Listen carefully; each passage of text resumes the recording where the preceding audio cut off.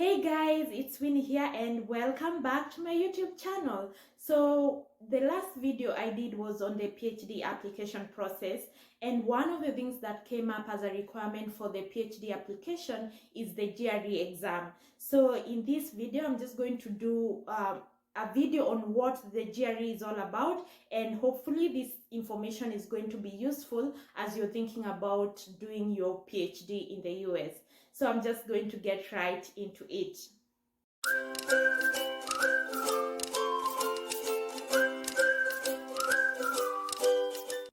So what is GRE? So as I mentioned earlier, it's one of the requirements for the graduate admission process in the US, and GRE is an acronym for the Graduate Record Examination.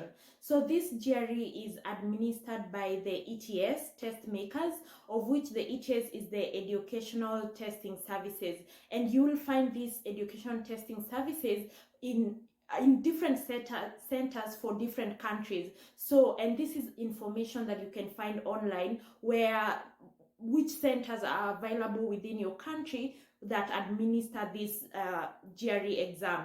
So just going back to GRE and why most universities need this for the admission process, because this exam is seen as a common measure for the PhD application qualification, on how well it measures how well you're prepared for the graduate level coursework.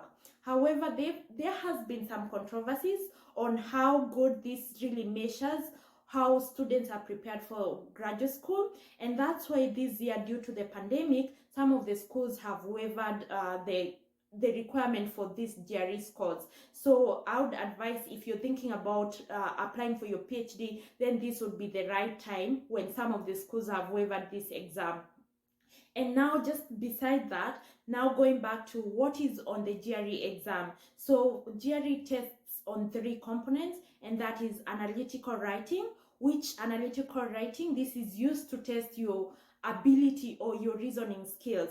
So in this case, you're tested on 2 aspects. That is, you will have an issue, which this issue is test on how well you can reason on specific topics. So you're given a topic which you needed to write and to analyze that specific topic. Then the other aspect is an argument, and in this case you're given instructions on how to respond to that particular argument. So, and for this analytical writing, it's scored from 0 to 6, which the mean is about 4. So you find that in different schools, they will have different requirements for what score you need for this particular exam. So you have to look into the university that you're applying for, what are the requirements and what are the scores that you need for this particular exam. Then the other component that you're tested on is the verbal reasoning. So for the verbal reasoning, this mainly tests on your grammatic strength. So you're required to do a text completion, then you have sentence completion, and you also have reading and answering of comprehension questions. For this exam, it's scored between 130 to 170, which the mean score is about 151. And this will vary from school to school depending what are the requirements. Also, how is that, like, the level of that university within the country.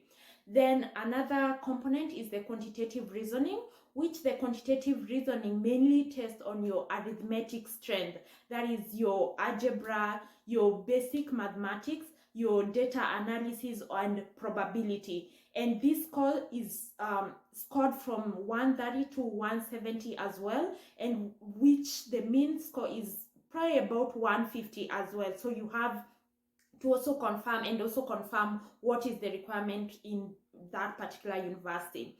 So now, based on the requirements and what is within this university, the other thing is cost. What is the cost for this GRE? So the cost is averagely $205, and so you have to confirm in your particular country what is the cost for this particular exam. Then the other thing is on what time is it done. So for the GRE, it's done like throughout the year, so you can book any time to do the exam anytime within the year to do the exam. Then the other thing is, and the last thing would be for how long are these scores valid. So these scores are valid for 5 years. So for example, if you apply to a specific school and you're not accepted to that particular school, so you can still use the same scores to apply to another school or to multiple schools in the next year or other years until 5 years. So it expires after 5 years. Then, so that is something that you have to keep in mind. Then, how do you prepare for this examination? So for preparation, you'll probably find most materials online, and one of those that the preps options that I can really recommend, and which were very useful in my case as I was preparing for this exam, would be one is Kaplan, then you have Princeton Review, and you have and yeah, that's it on GRE. I hope this video was useful. If you like the content, please like and subscribe.